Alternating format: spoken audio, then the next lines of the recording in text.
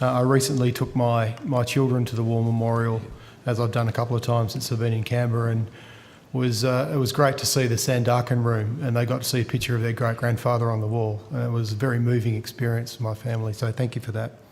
And I meant what I said the other day as well. I think you're doing a fantastic job.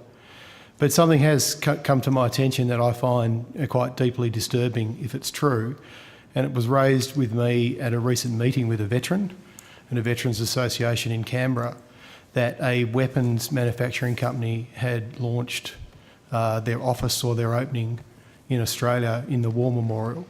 Could you confirm if that's true? If Northrop Grumman, excuse me, on Tuesday 2nd of December 2014, the then Minister for Defence David Johnson launched the Australian arm of Northrop Grumman at the Australian War Memorial? Yes, that is true, Senator. Could I ask who approved the use of the War Memorial to launch a commercial operation? Well, of a company that I suppose some people would call it a weapons manufacturer, others might call it an arms dealer. Well, ultimately, I authorise it, and I'm very pleased to do so. I respect the fact that you and others in our country may not agree with it, but Northrop Grumman is obviously a significant prime manufacturer of defence material. It also makes equipment which is used in a civilian space as well.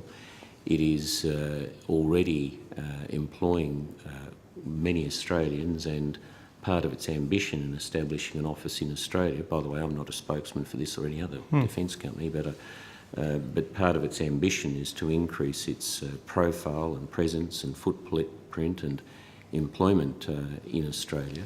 And it's entirely consistent with what a whole range of other companies, including those in the defence space, do, is quite legitimately. Dr. Nelson, sorry, I don't have an issue with any of that, nor do I have. So are you saying their activities are illegal? Is that what you're saying to the company? No, please, Senator, just hear me out. I don't have an issue with them being launched. Are you alleging they are conducting No, I'm actually saying activities? I'm raising an ethical issue. I'm just wondering where you're going with this. Are you saying they're running illegal activities? Is that what you're putting into the committee? I never said they're running illegal activities. Minister, let Right, Senator okay. Whish-Wilson ask his So what's the issue I then? would like you to withdraw that, because that is not what I said. No, I was asking whether that's what you were No, I said insinuating. I'm raising an ethical issue Okay, here. I'm just that trying I to would work like out what this is all about then, if you weren't making that allegation. Anyway. I'm certainly not making that allegation at all.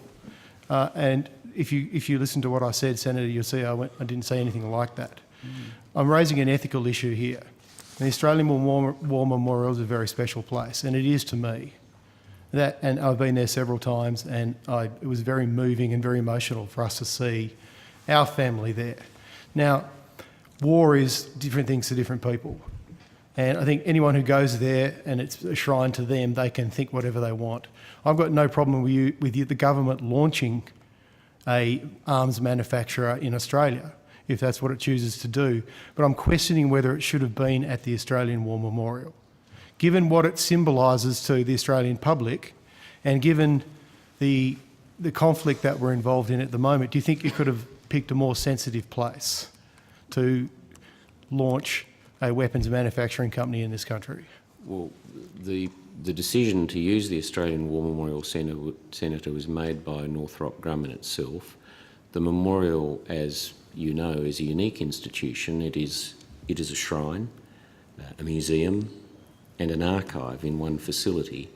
The area that was used is Anzac Hall, which almost every night is used for functions by a whole variety of corporations, associations, individuals, and I suspect as we sit here this evening there's an event being held there, and frequently they are events where people are coming together to celebrate a whole range of things.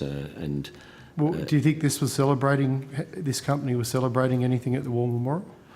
Well, again, I'm not the spokesman nor the representative from Northrop Grumman, but I was there on the evening, and indeed I welcomed all of there must have been 250 people there, defence chiefs, people in the civilian community who work in our intelligence, defence, manufacturing and other spaces, veterans organisations, I have not ever, and I add in this context that the chairman of the Council of the Australian War Memorial, Rear Admiral Ken Doolan, is himself the national president of the Returns and Services League. I have not ever heard any person express any criticism whatsoever of Northrop Grumman or any other organisation holding an event such as this at the War Memorial. If it were to be held, by the way, anywhere near the commemorative area, I would be sharing your concern. In fact, So it wasn't in the War Memorial technically. Then it was. In Anzac Hall, where the Lancaster and the miniature submarine and the First World War aircraft and the Sydney Emden display is, that is the area that we use for events. Which could be the Glass Manufacturers Association annual Christmas dinner. It could be the Northrop Grumman launch of its increased presence in Australia. It could be the Bomber Command annual dinner. It could be a whole range of things, and that is the area that we use for these sort of events. And going back to Senator Gallagher's questions about funding for things like travelling exhibitions, the revenue that we're able to derive from our commercial activities, which include allowing Anzac Hall to be used for these sort of events, enables us to provide the kind of offerings which mean so much to the Australian visitors and our international visitors. It's a very important thing. A number of those events that are held in Anzac Hall, we considerably discount the fees that we charge. Where it is a veterans group, we will have a dinner there later this year for the families of the fallen from Afghanistan. Of course, there will be no charge to them whatsoever. But when we have these corporations come in, whether they're in the defence or any other part of the corporate sector, not only isn't it an appropriate use for that area of the memorial, it's also an important part of our revenue raising. Could I ask how many other defence companies have used that particular area for functions and I'd have to take that on notice, but I have been at the memorial for 2 years and 2 months. I certainly know that Lockheed Martin, that Boeing, Northrop Grumman, as you quite rightly point out, they have had three of the functions biggest there. weapons manufacturers in the world who've used War Memorial. So, Senator, I take it from this you're suggesting that the Australian Defence Force should not be using this area either.